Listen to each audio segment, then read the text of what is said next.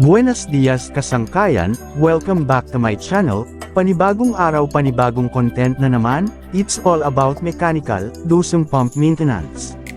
Pero bago yan pagkatapos muna ng isang maiksing intro. Subscribe to this channel.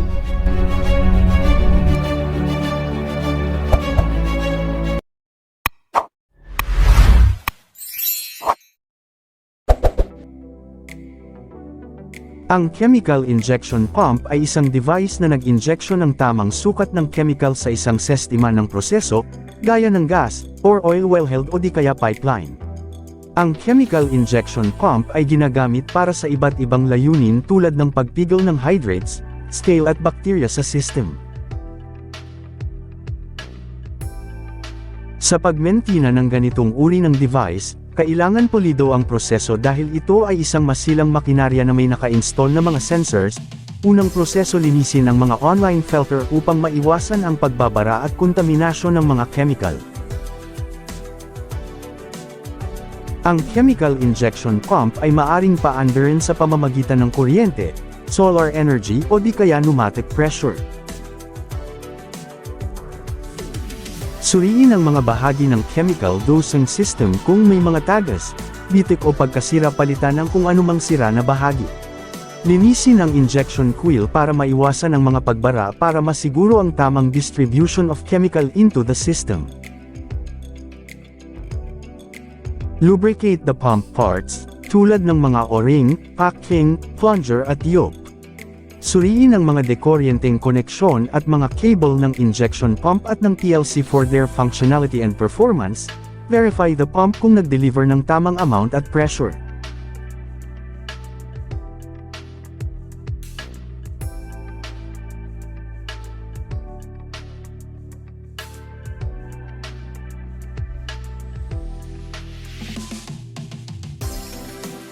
Suriin kung mayroong tubig na natrap, maaring hangin na tinatawag na airlock o di kaya sa regulator na maaring makaapekto sa pressure at daloy ng pump. Ito ay masolusyonan sa pamamagitan ng blowdown o pag-drain para alisin ang anumang nakabara sa loob ng circuit.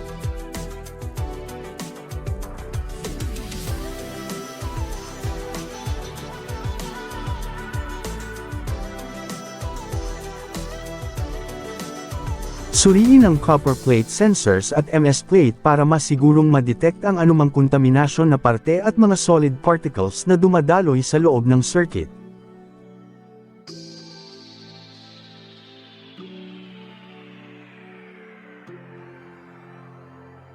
Ang mga instrumentong parte ng chemical dosing katulad ng copper plate, MS plate, plunger at yoke, ito ang mga nagko-control ng chemical amount na pumapasok sa loob ng system.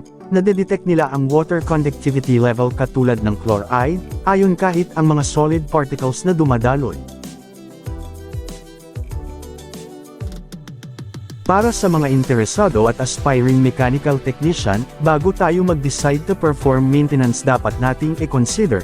Unang-una, do we have enough knowledge and skills to diagnose and troubleshoot sa bawat problema ng pump? Dahil ito ay isang masilang parte ng paggawa, maaari nating mapinsala ang ari-arian ng ating kliyente. Dapat meron tayong wastong kagamitan at kimikal para masuri, sukatin, e-verify at linisin ang panloob ng pump. Meron kang tamang kasangkapan at bahagi upang ayusin o palitan ang sirang parte ng pump. Dapat may oras ka at haba ng pasensya upang maisiguro ang mga gawain sa pagpapanatili ng ligtas at tama. At ang panghuli, mayroon kang saklaw na warranty at pananagutan kung sakaling may magkamali o masira ang system.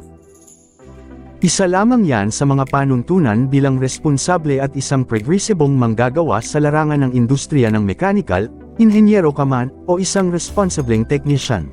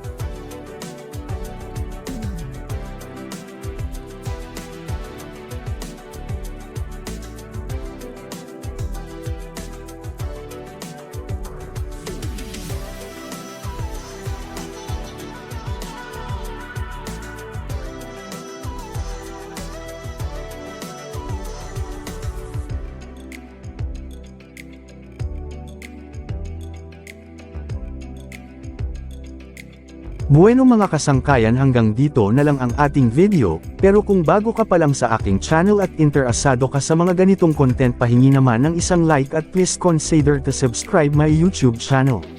Sa muli, maraming salamat sa nakaabot sa dulo ng aking video. Gracias. Adios.